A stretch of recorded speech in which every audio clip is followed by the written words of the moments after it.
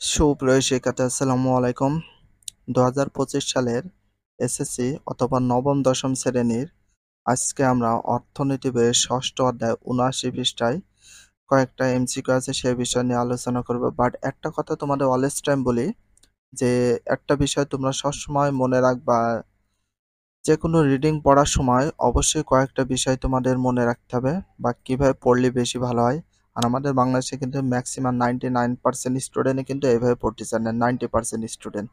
যে প্রতিটা লাইন কিভাবে করতে হবে, তোমাদের 4টা কন্ডিশন মেনে যদি পড়ো প্লাস এ প্লাস নির্ধারিত হবে, মাস্ট গ্যারান্টি।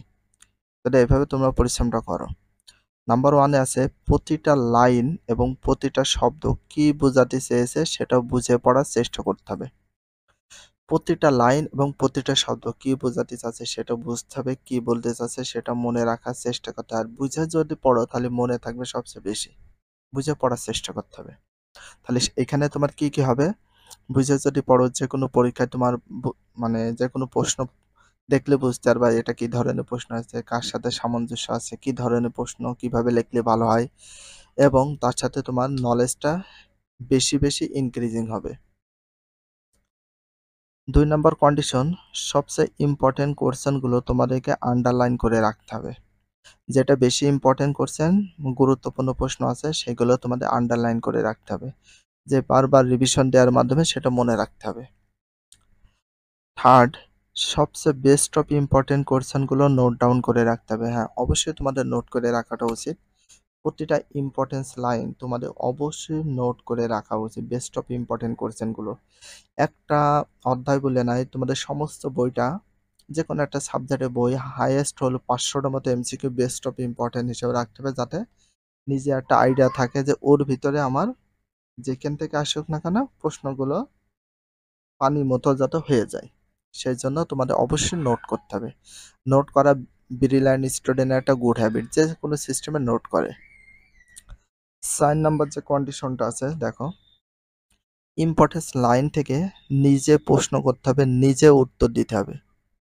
বিভিন্নভাবে ঘুরিয়ে ফিরে প্রশ্ন করতে হবে, ঘুরে ফিরে উত্তর দিতে হবে। হ্যাঁ, আরেকটা বিষয় বলা হয়েছে যে প্রশ্নগুলো আমরা ইম্পর্টেন্স লাইন বা বেস্ট অফ ইম্পর্টেন্ট লাইনগুলো তো রয়েছে সেগুলো মেমোরাইজ করব কিভাবে, লাইন না, তোমরা প্রতিটা প্রশ্নের ভিতরে দেখবে নিজেরা প্রশ্ন করবা, নিজেরা উত্তর দেবা, ঘুরি ফিরি প্রশ্ন করতে হবে। তাহলে সবচেয়ে ভালো একটা রেজাল্ট আশা করতে পারবে। এই বিষয়গুলো যদি মানে ফলো করে তুমি যদি পড়া স্টার্ট করো তাহলে দেখবা বিশ্বাস যদি না হয় সবার চেয়ে ভালো রেজাল্ট হবে ইনশাল্লাহ। এই বিষয়গুলো অবশ্যই তোমাদের মনোযোগ সহকারে ফলো করো, একবার করে দেখো, হাইয়েস্ট রেজাল্ট হয়ে যাবে ইনশাল্লাহ। এবার তার সাথে দেখো এখানে বলা হয়েছে কি, নিচের অনুচ্ছেদটি পড়ো এবং 3 ও 4 নম্বর প্রশ্নের উত্তর দাও। কয়টা? 3 আর 4 নম্বর প্রশ্ন উত্তর দিতে হবে। রোমানা তার বাড়ির আঙিনায় সাধারণ কি বীজ বপন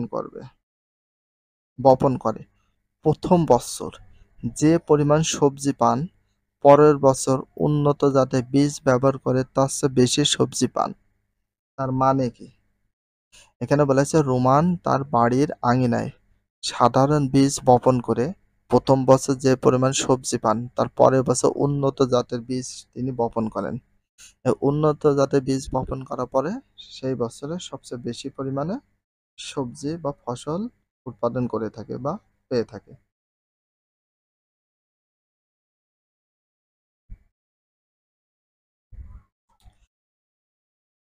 তাহলে দেখো 3 নাম্বার যে বহু নির্বাচনী প্রশ্ন আছে পড়ি। রোমানা উৎপাদন বৃদ্ধির ক্ষেত্রে কোনটির ব্যবহার পরিবর্তন করেছেন? প্রযুক্তি, ভূমি, শ্রম মূলধন না, প্রযুক্তি। উন্নত জাতের বীজ বপন করেছে তার মানে প্রযুক্তি। 4 নাম্বার, উৎপাদন ক্ষেত্রে এরূপ পরিবর্তন কিভাবে? জিডিপি বৃদ্ধি করে, জিডিপি গ্রোস ডোমেস্টিক প্রোডাক্ট মানে কি? মোট দেশজ উৎপাদন বৃদ্ধি করেছে। 2 number, GNI, gross national income, তাহলে মোট জাতীয় আয় বৃদ্ধি করেছে। এটা তাহলে সঠিক উত্তর হচ্ছে কি, নিচের কোনটি সঠিক? ক নাম্বার 1 আর 2, 1 আর 2 নাম্বারটা হচ্ছে সঠিক। ঠিক আছে, ভিডিওটি এখানে শেষ করছি। যদি ভিডিওটি ভালো লাগে চ্যানেলে সাবস্ক্রাইব করতে হলে ফলো করে দিও, তার সাথে একটা লাইক এবং একটা কমেন্ট করে দাও। নেক্সট ভিডিও পাওয়ার জন্য অবশ্যই বেল আইকনটা অল করে রাখো, যাতে নিউ ভিডিও আপলোডের সাথে সাথে সর্বপ্রথম তোমাদের কাছে নোটিফিকেশনটা পৌঁছে যায়। If you love this video, please subscribe my channel, like, comment, share, hit the bell icon for getting next video. So everyone, take care, love you, Allah Hafiz, bye bye.